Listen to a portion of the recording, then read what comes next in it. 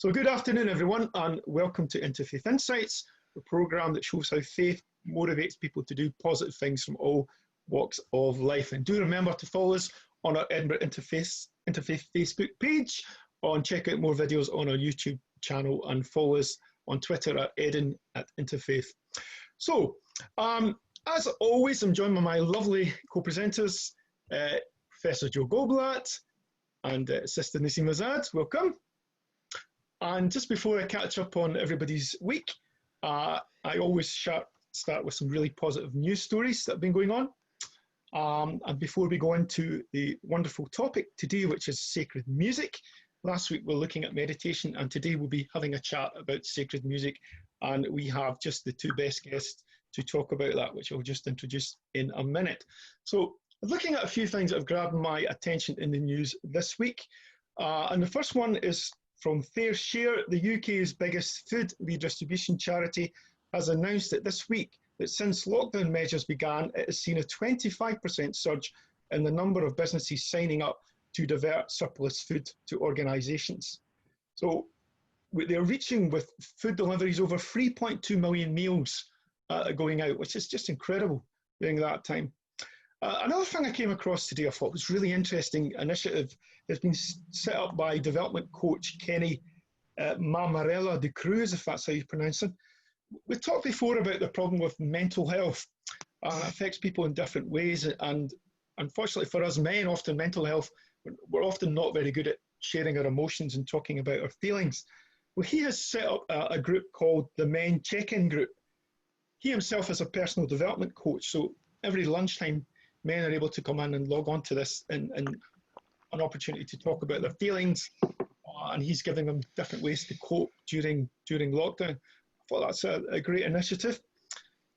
Recently we looked at healing the planet, and I've come across something, I don't know if anybody's read this, in Paris, but the mayor of Paris, Anne Hidalgo, who's been re-elected, has promised to put a cycle lane on every street in the city during her campaign. So if she's re-elected, she will put a cycle lane in every street in Paris. So it's a great thing to think about, how we become a green city and how we deal with that.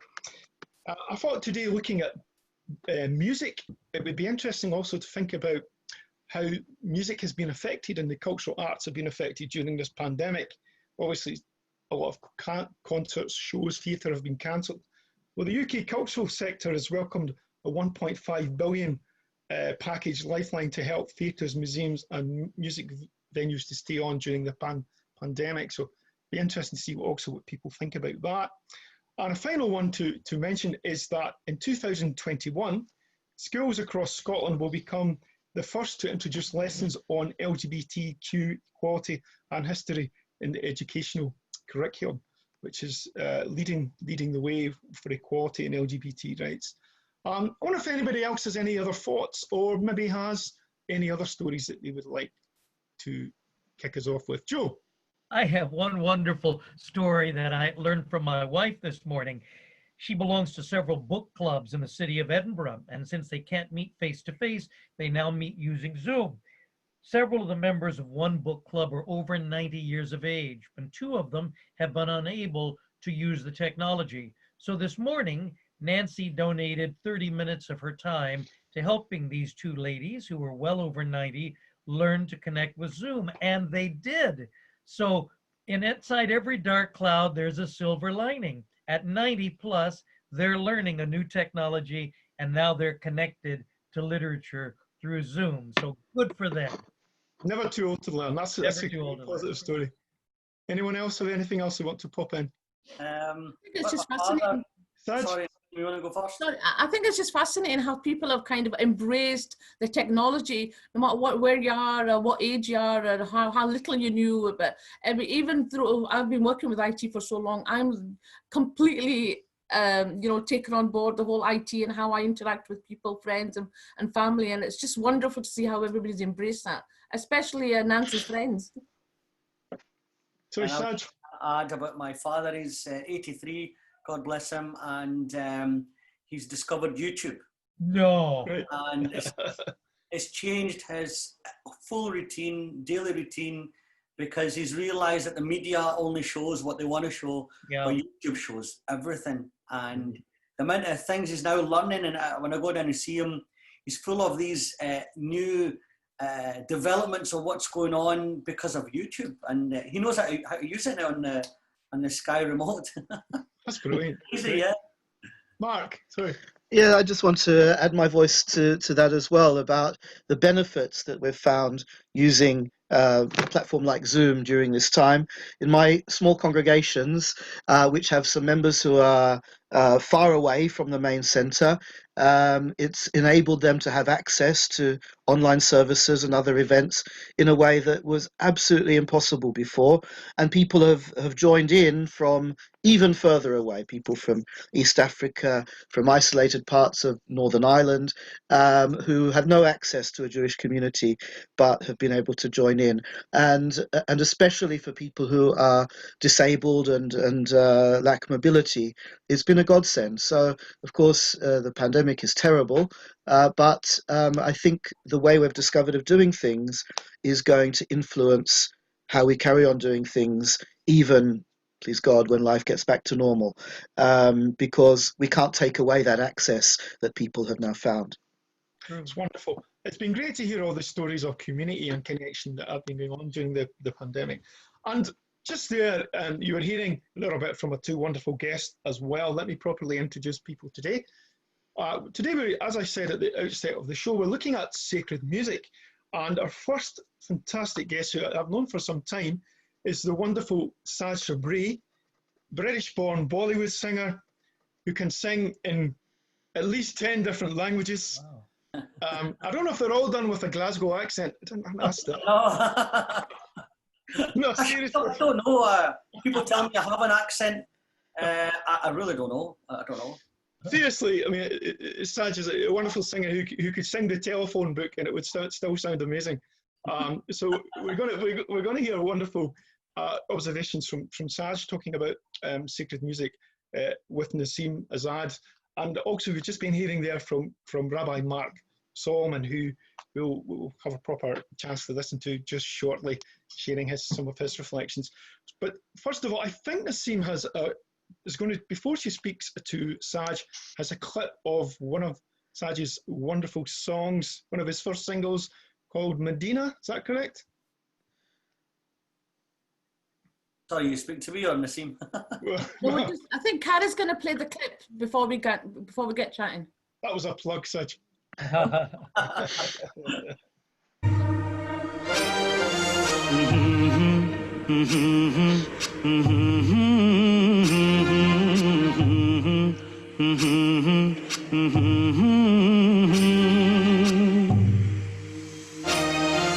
Mohammad का रोजा करीब आ रहा है, बुलंदी पे अपना नसीब आ रहा है। मोहम्मद का रोजा करीब आ रहा है, बुलंदी पे अपना नसीब आ रहा है।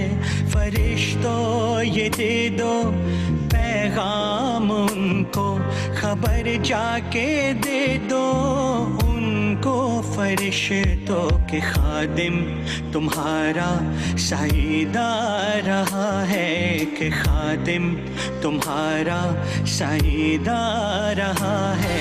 मदीना मदीना मदीना मदीना बड़ा लुत्फ देता है नामे Medina.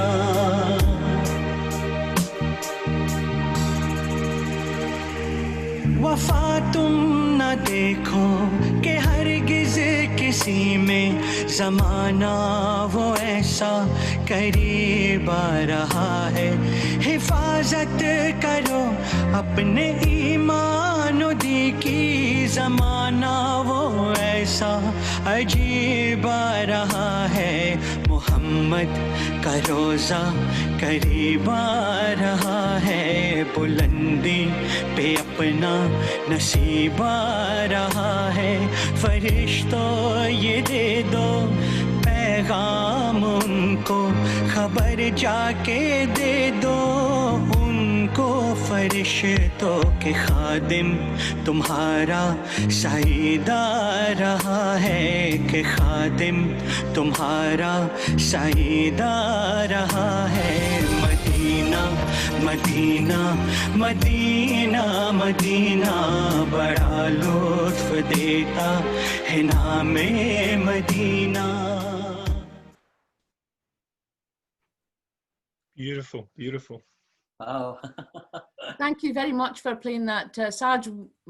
Very warm welcome to the show. Thanks for coming, coming along and agreeing to be part of this amazing show. And your work is amazing. Your voice is just so fantastic. And Ian mentioned accents earlier on, but for somebody who understands Urdu or Punjabi, because you sing in these languages, your voice, your singing voice is so authentic. The Glasgow accent does not come through at all. And I just find that unbelievable.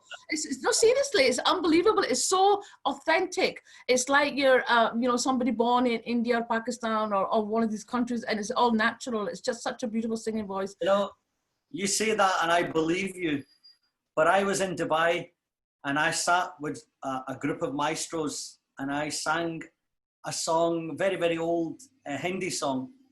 And as soon as I started, the guy stopped me and he goes, "You're singing with an English accent." I goes, "What are you on about? Everyone's told me I sing and I sound authentic." He goes, "You're singing that with an English accent." And he showed me how to fix the word. And the word was a simple word, Chilman. Oh, Chilman, yeah. Chilman. And I don't know, I'm singing it and no one's ever said nothing to me in all my days. And he stops me, he goes, "You're not saying that right."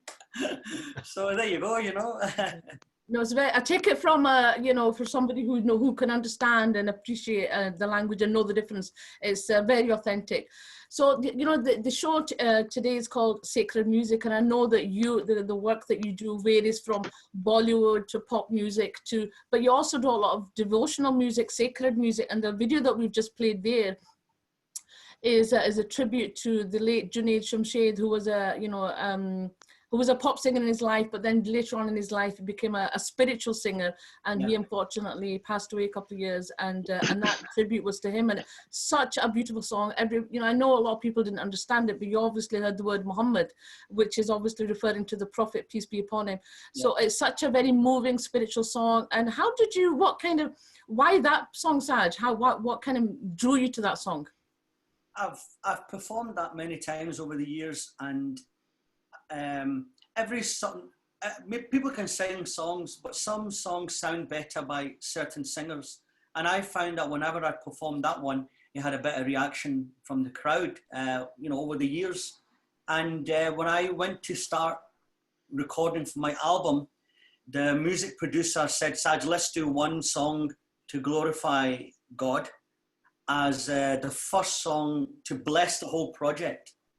And the first song came in my head was Medina by Junaid Jamshed. And I told him who the person was, how he'd passed away very recently on a airplane crash, and he goes, "Saj, that is the one."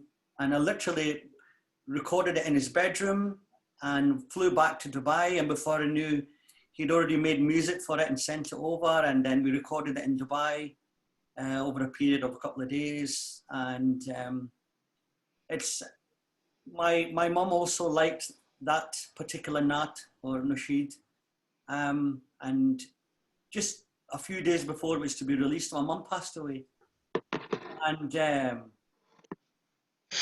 it was just a hard time. And about 2 weeks later, I built up the courage to eventually release the track, and by that time I was back in Dubai again. And so whenever I see that song or I hear it now, it just reminds me of my mum. That's a very comforting thing. You can draw some, some positive vibes from that. It reminds you of your mum and all the happy times. And I think that's what it's important. You have to try to look at the positive. We've all lost somebody, but you have to try and look at their positives and how they influenced your life. And I know that your mom, because I know you come from a singing family, used to sing at the dinner table, and that kind of is all very what's the word I'm looking for? Is intrinsic in you and your family and the work that you do. Yeah, and I just, last time I performed that, I was in Abu Dhabi, and I got halfway through it and just started crying. And people didn't know what was going on because I just choked. And one of the guys came running, gave me a hug, and he just apologized, explained to them why I was crying because no one had any idea. And then I went back on and I apologized for breaking down. But the song just reminds me of my mum because she loved that and she hated that I was smoking in it. I don't smoke. I was, Mum, I was acting. But she was like, I can smell it here, you know. I was like, Mum, I'm just That's the happy memories I'm talking about, you know. And you know, music for everybody, and there's nobody that can deny this, music for everybody. There is something, you listen to a song, and it takes you right back. You know, for me, I particularly love music from the 80s because that's when I was at school and college and I was growing up. And it just takes one line, a couple of lyrics for you to kind of be transformed back to your time travel. And everybody has that kind of connection with music. Well, I said that one word to you, Chilman, you already know which song it is. I know exactly which song it is. Exactly. And you know, I'm going to request you to sing that song because it's our gosh of mine wedding anniversary tomorrow, 29 years married. So you will have to dedicate a song to her. You can sing a wee song, and then I will play this and make sure Kashiv listens to this today so he remembers. I don't have to remind him. He will be like, oh yes, it's our wedding anniversary tomorrow. Let me know when you want me to dedicate that to you. Yeah. So, and I know that. So, what kind of music do you like to sing? As Saj, I mean, do you like to sing Indian music, 80s English music, American music, sacred music? What kind of stuff do you like to? I don't know about other singers, but I sing what I feel.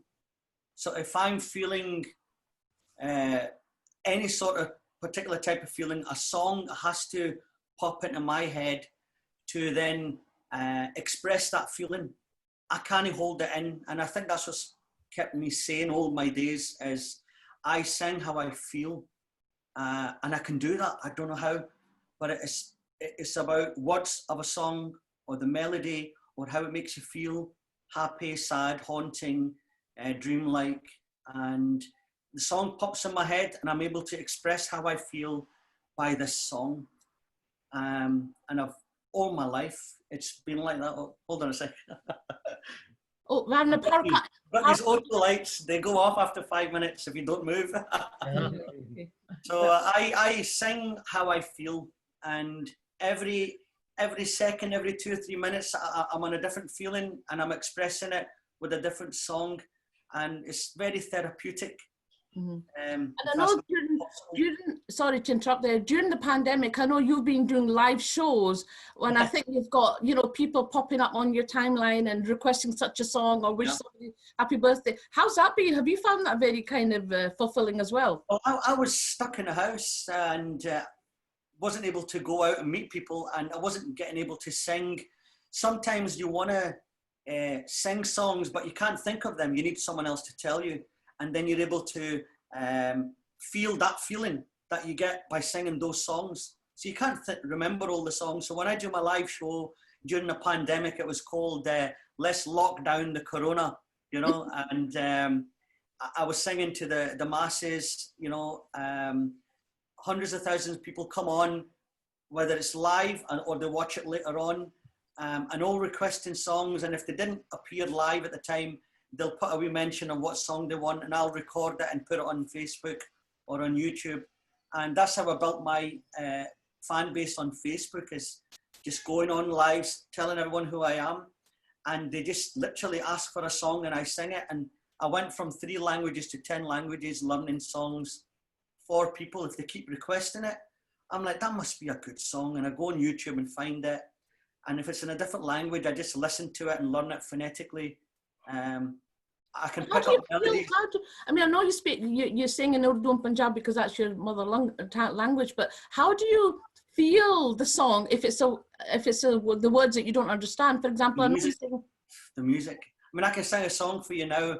I don't know what I'm singing, but it makes me feel something. And when I sing it, and those people in that language, they hear it in a way they've never heard it before, and they seem to like it, which is good. It's good for me. And but I feel by the way the melody takes you through, I have no idea what the words are about. Later on they tell me what it means, and it's not the same. You don't know what every word is. I'm just singing it as I hear the phonetics in the song. And then I try and create some sort of accent to fit that song. Seems to be all right. No, you're doing very well. I mean, Ian had organised a concert a couple of years back, and you came to that, and it was just so wonderful to hear you live. You've got such a beautiful voice. Truly blessed, Saj, you really are. And it was just lovely. And I think if it's okay, if you wouldn't mind, later on perhaps we do it with Ian, but for me and Kashif, if you wouldn't mind singing a couple of lines of Ye Jo Chilman Hai, because that's obviously what you were referring to earlier on. So that's a very, very old song. And it's very dear to a lot of people. I once got £50 for singing that song. Boom, the guy goes, that's for you. And I'm like, what are you doing? And he goes, that's a song for my wife. I think he was in his late 90s. He started crying. I had no idea why he was crying. And then he gave me this £50 note. And he goes, that's for you. And I looked at his granddaughter and she goes, just take it. His wife's passed away and that was their song. Oh. This is for you, the same as well, okay? And for all the rest of you that don't understand, just appreciate the melody and the feeling it creates. That's how I interpret all the musics that I perform in. It's a love song. Yeah, most of them are. Ye jo chilman hai, dushman hai hamari.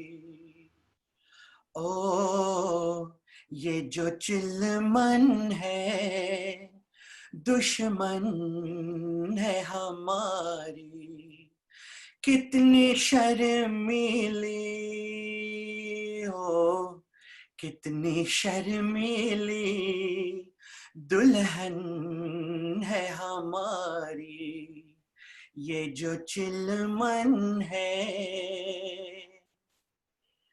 दूसरा और कोई यहाँ क्यों रहे दूसरा और कोई यहाँ क्यों रहे हुस्न और इश्क के दरमियाँ क्यों रहे ये यहाँ क्यों रहे हाँ जी हाँ क्यों रहे ये जो आंचल है शिकवा है हमारा क्यों छुपाता है चेहरा ये तुम्हारा ओ ये जो चिलमन है Bravo, bravo. So beautiful, so it's beautiful. Beautiful, you know, and that's without the music. Click on the meaning of the words. You can feel it. You can feel it. Yeah. I should say, yeah, I can relate totally to what Saj was saying. There's a song that people know me for in Rwanda, which is quite famous, called Nagokunda. It's the only song I've ever done, a little bit like Saj, completely in Kinyarwanda, the Rwandese language. I don't know what the words are. I know it's a love song. I can feel the emotion in the song. But interesting also what Saj is saying, that the nearby neighbours in that country are Burundi. So the Rwandese people, many people say, Ian sings it with because they speak the same language, but they have a different dialect. Ian sings it with a Kirundi accent. So there's a whole debate as to what's, you see, it sounds really good where you can understand it, but is it a little bit more Kirundi or is it? Oh, wow. Well, you can't beat that for authenticity, Ian. Well, I know, but I need to protect it so the people in Rwanda will accept it as completely their language. But it's wonderful. Music is a way that speaks to everyone, and you can feel emotion. We were all moved by that. We didn't need to know what the words were. We could feel it was a beautiful, romantic song. We didn't need to be told exactly the words. Thank you so much, Saj. I really thank you. And we'll hear more from you. Thank you for singing my favourite song. And I'm not even 29 myself, you know, so congratulations. Yeah. Anyway, moving on. Thank you. Joe is a wonderful guest with him today. Rabbi Mark Solomon, who's the rabbi of the Edinburgh Liberal Jewish Community, interfaith consultant for Liberal Judaism. And I happen to know also a very, very accomplished singer. For anyone who's ever attended Passover events or other events in Edinburgh, he Thank also you. very incredible singer himself. I'm not sure if we're going to get a verse of something from Mark, but maybe we're going to get some observations, I'm sure.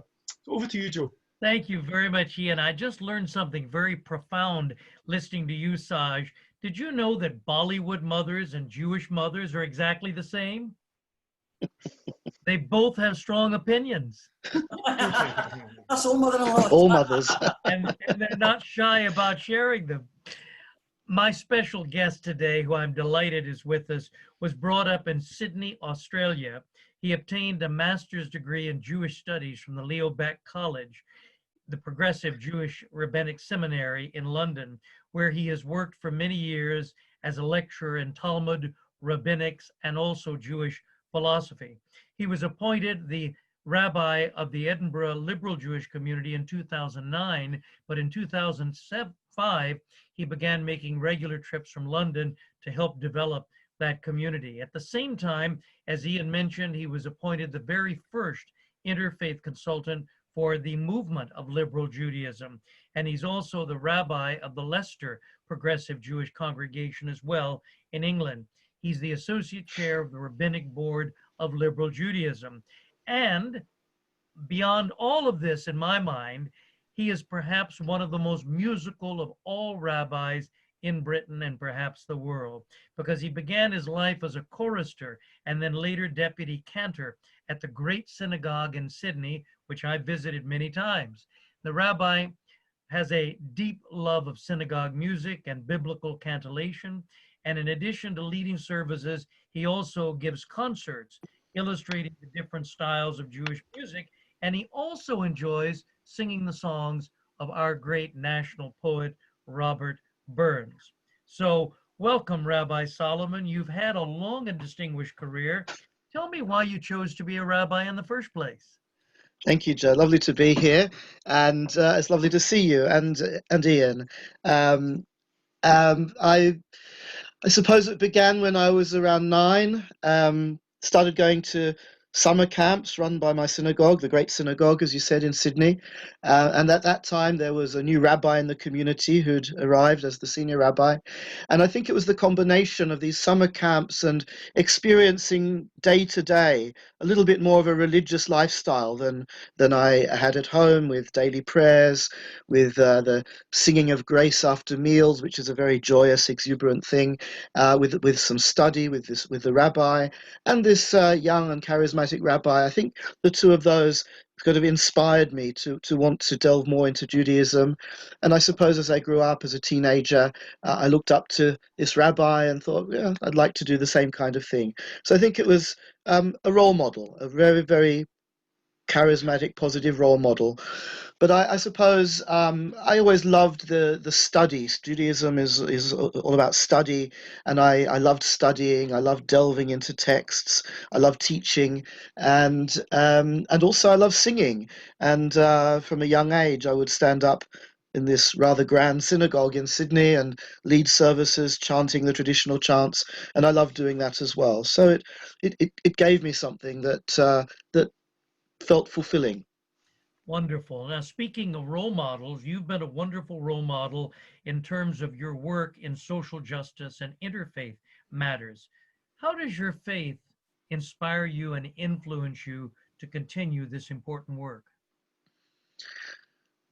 I think for me, there's always been a fascination from as far back as I can remember with other religions, with the stories and the teachings of other religions. I remember even at primary school walking around the playground and telling my best friend about other religions that I was reading about. In high school, my best friend and I, he was Christian, and we would have a sort of ongoing dialogue around Judaism and Christianity, and sing one another the songs from our respective choirs in the synagogue and the church, and so it developed like that. And I suppose as an adult, I came to a conviction that it may have been meaningful and important for all of our great religions to grow up and to mature relatively separately. I mean, we've always influenced one another, but not always consciously or deliberately. And there was a sense of separation, of we're right, and you know, we have the real truth and so forth. And it may have been necessary to deepen each spiritual path in that way. But I think the new challenge for our time, when religions are so much more in active dialogue with one another, is to learn from each other and to recognize the deep truth, the spirituality, the holiness in one another's traditions and teachings, to realize how much we have in common, but also how the things in which we differ also enrich us, and can enrich us when we learn about other people's distinctive customs, teachings, and traditions. I think that at the root of all the religions is a kind of deep mystical sense of oneness, oneness with God, oneness with the whole of creation. And I think it's our mission now, it's the demand of our time to deepen that and to explore it and to communicate it to people. I don't think I've ever heard a more eloquent description of the work we do with the Edinburgh Interfaith Association than the one you've just shared. And since music is so important to your life, how do you believe, Rabbi Solomon, that music could deepen one's connection to faith and spirituality?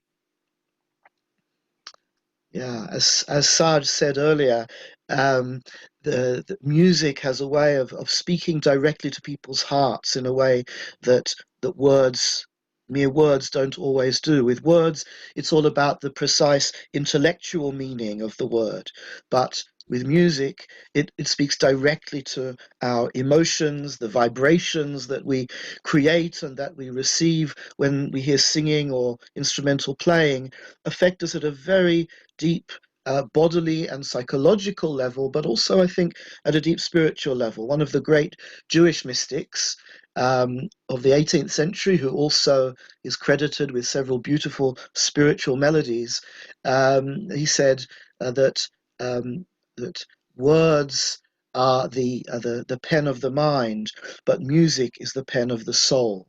So with music, we can speak soul to soul.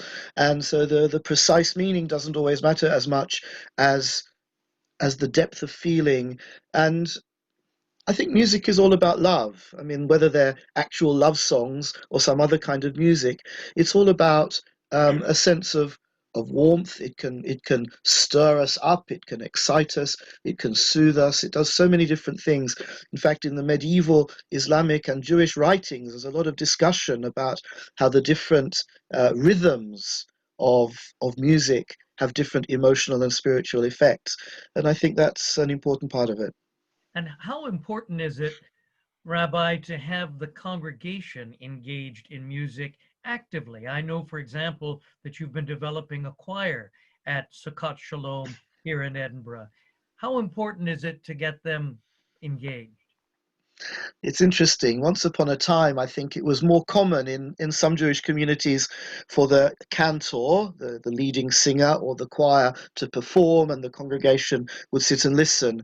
But it doesn't seem to work that way nowadays. Everybody wants to participate. We live in a much more sort of democratic, open, communal sort of age in which it's not just about sitting and listening to someone else, but about joining your voice in. And so it's very important, I think, for any rabbi or cantor these days to encourage and to lead the community in singing together. And it somehow cements a sense of community. It helps people to feel more together when they're singing together. It's interesting you mentioned that, because one of the first services I attended with you as our rabbi here in Edinburgh, you sang a melody that I had heard as a child in the synagogue, and I began to cry and then to weep. And my wife put her arm around my shoulder and she said, "What's wrong?" I said, "Nothing's wrong. Everything's all right." She said, "What do you mean?" I said, "He's singing the story of my life." So you're right. Music does speak to the heart. It speaks to the soul. And I wonder, since Saj has been kind enough to give us a wee example, could I twist your right arm and have you perhaps teach us nigun or some little melody so that all of my interfaith friends could join together in our Jewish tradition? Well, I'd be happy to, yeah. The one that I was thinking of doing today is one that has somehow spoken to me a lot during this period of lockdown, when we can't come together physically and so much of ordinary life seems to be on hold. And yet, many of us have found an extra comfort and inspiration in nature, in the solitary walks we've been able to take, in the beautiful spring weather that we had. I'm not sure if the summer weather's living up to the spring, but it was a wonderful spring. And this is a short poem in Hebrew by a pioneering modern Hebrew poetess. Her name was Hannah Senesh, and she wrote it in Palestine in 1942, walking along a beach on the coast of Caesarea, and it's called A Walk to Caesarea, and it's a little meditation on existence. And what's good about this is it's very short and it's in Hebrew, but there's also an English version which I can sing so people can hear the words as well in English, because most of what I sing in Hebrew or Yiddish is just in Hebrew or Yiddish. Yeah, and the melody was written in 1945, and it's become much loved and used on all sorts of occasions, especially occasions of deep emotion like memorials and things like that. So, and you'll hear the English after the Hebrew. Eli,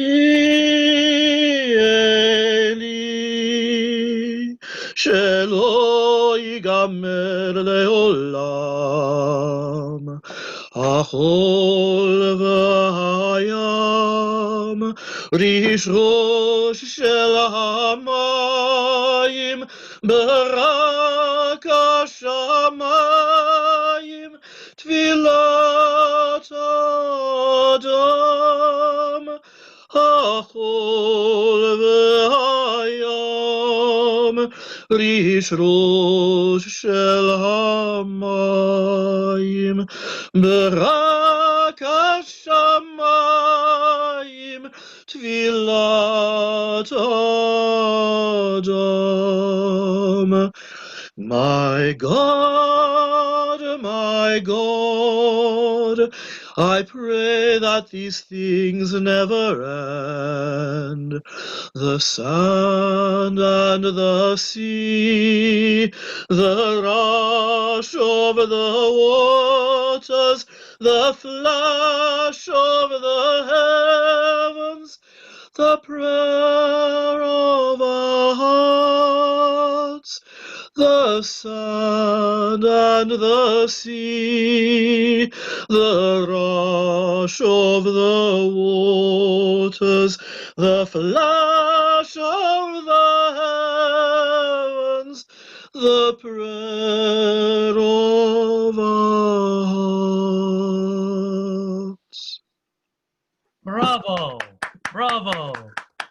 Thank you very much. And there will be a longer interview with Rabbi Mark Solomon on Thursday, and I hope you'll tune in then to watch that interview. And in the meantime, if you're interested in learning more about Judaism, you may visit the website www.eljc.org, www.eljc.org, and there are classes that are offered by Rabbi Solomon about the faith Judaism. On behalf of the Edinburgh Interfaith Association, Rabbi, thank you for speaking to our hearts with music today. It's been a great pleasure. Thank you, Joe. Thank you. Well, And Mark just something really... I just love listening to Mark when he sang in the Hebrew, you said it was. And you know, one thing I was going to say is no matter how much you translate it into English, it just never does it justice. Never does it justice. It really doesn't, no matter how much. Yeah. And there's some words or phrases you could just never translate into English. But I just love listening to it in its original form. It was very moving. Thank you. Yeah, it really connected in the heart. And just as Mark was talking about, you know, music being from the soul, the connection to the soul. And music to me is all about love. It's really interesting as we're talking about sacred music, because often when I think of sacred, I think of trying to make that connection with the divine. And over the last few weeks, I've been speaking to various musicians, for example, accomplished musicians within the Indian tradition, We will perform shabads, which are often music that's used within gurwaras or mandirs as part of devotional music. Often we think of hymns, but I fully agree with what Mark is saying. You know, at the end of the day, all music should be about love. And when people often say, well, you know, why don't you stick to what they stereotypically think of devotional music or gospel? Saj and Nassim have touched on talking about nasheeds. But to me, love, if your message is about love, then it's surely, you know, that transcends all genres. I was having that conversation with Michelle John a couple of weeks ago. People may have seen that in that interview. We talked about Lean on Me, for example, as being a song that transcends all genres. It could quite easily be a song that could be performed in the church or in the synagogue. And I think we have to remember that. So I'm not sure. I think Carrie had a video that she was going to play. And this video is called Window of Peace. I think they're just going to play a little piece of that. And then I'll explain it just in a second if they have. Don't know if they have the full video or not. No. There's no.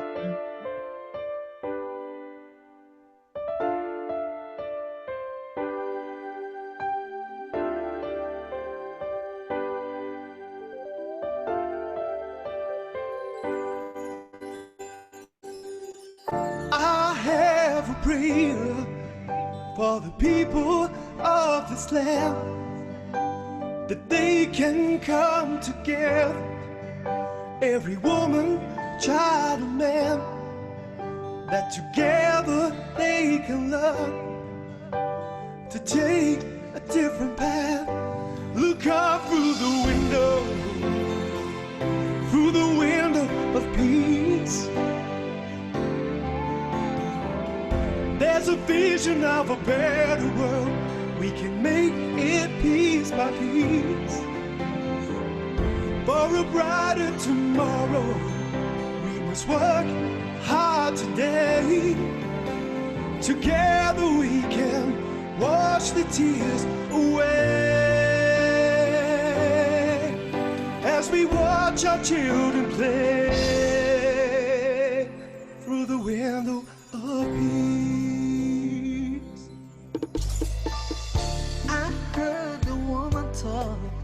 Of the children she had lost, how many more families?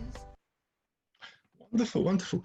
Interestingly, they played that video as images of, it's not the actual official video, but it was nice to see that because it shows images of when we went to Rwanda. And just to briefly talk on this song, I'm not going to explain the whole journey there, but this song was really to commemorate 25 years of the Rwandan genocide and was about how can music heal and bring people together. Because the one thing, just picking up what people are talking about today, if you look at the context of Rwanda, music was one thing that united people. Music and culture is something that brings people together, and they forget what tribe they're from. They are just lost in the music. Those images you're seeing are from a place called Agahozo, Shalom, which means Agahozo means the place where tears are dried, and Shalom, as you know, being peace, because it was established by Jane Haining, the children of Holocaust survivors, who established this wonderful school to help children who were orphaned from the genocide, giving them an adopted parent in this village in each household, and giving them integrated education so that they could heal and come together. And those children are the children who sing with me on the song, who are on that song. And, you know, one of the interesting things to me when we talk about sacred music was a few years ago, about 4 years ago, I was contacted by, again, another Jewish friend in New York who has a charity called Reap Education, saying, Ian, we would like to use your songs to teach children English and prayers in school. And I said, what do you mean? They said, well, Window of Peace is a prayer, and we'd like to use it in our school. And I hadn't really thought of my songs as being prayers, but if you look on YouTube, you will see videos of children actually singing Window of Peace and learning Window of Peace. And that's been a wonderful thing to me, again, to think of, you know, what is sacred It's about building peace. It's about what promotes love. It's about what brings us together. And in a later episode, I'm going to bring on the director of that school to talk more about what that school does and how people are healed and brought together. But I think if anybody has any points they want to make about today, otherwise, Saj will maybe wrap us up with a song at the end. Does anyone have any feedback from today? I just wanted to add one quick thing about a song being a prayer. Years ago, I was invited to serve on a panel because I had written a new book, and seated beside me was a very famous poet. And I turned to her and I said, why would a poet and a man who teaches event management and has produced live events for 40 years be sitting together on the same panel? And she said, I suppose it's because an event is a poem. And then I thought of the services that I've attended with Rabbi Mark Solomon, or the Bollywood performances I've seen, or the meditations I've been privileged to hear in the mosque. This poet said, when a poet composes a poem, he or she has no idea what profound, deep effect it will have upon he or she who receives the poem. And so, in fact, music is like a poem, and poems are like events in our lives. Wonderful. Well, Saj, we can maybe move it over to you to, what would you like to do to conclude today? Would you like to sing us a bit of something, one of your songs, or point us to something? Something in English now to kind of balance it out, I think. Yeah. I was going to do, but because of the sacredness of music and the theme today, I thought I'd finish with one of the verses from Medina that I released. Please, lovely. Because you never got to hear some of the other ones, and it's only one I remember right now, so I just have to go with it. Okay, that'd be great. तुम्हें कुछ खबर है कहाँ जा रहा हूँ रसूले खुदा है वहाँ जा रहा हूँ तुम्हें कुछ खबर है मैं क्या पा रहा हूँ मोहब्बत का उनकी मजा पा रहा हूँ चलो जा के रहना मदीने में अब तो कयामत का मंजर करीब आ रहा है फरिश्तों ये दे दो पैगाम उनको खबर जाके दे दो उनको फरिश्तों के खादिम तुम्हारा साईदा रहा है कि खादिम तुम्हारा साईदा रहा है मदीना मदीना मदीना मदीना बड़ा लुत्फ देता है नामे Medina. Wonderful, wonderful, beautiful music. Thank you very much. Thank you. And everyone, all get wonderful guests for joining us. Remember to tune in on Thursday for more extended interviews with our guests. And I'll also be joined with Aman Saeed Al-Abbas-Rawazi, Director General of Scottish Albeit Society. For everyone, have a great week and stay safe. Bye-bye. Yeah. Thank you, Saj. Thank you, Mark. Thank you.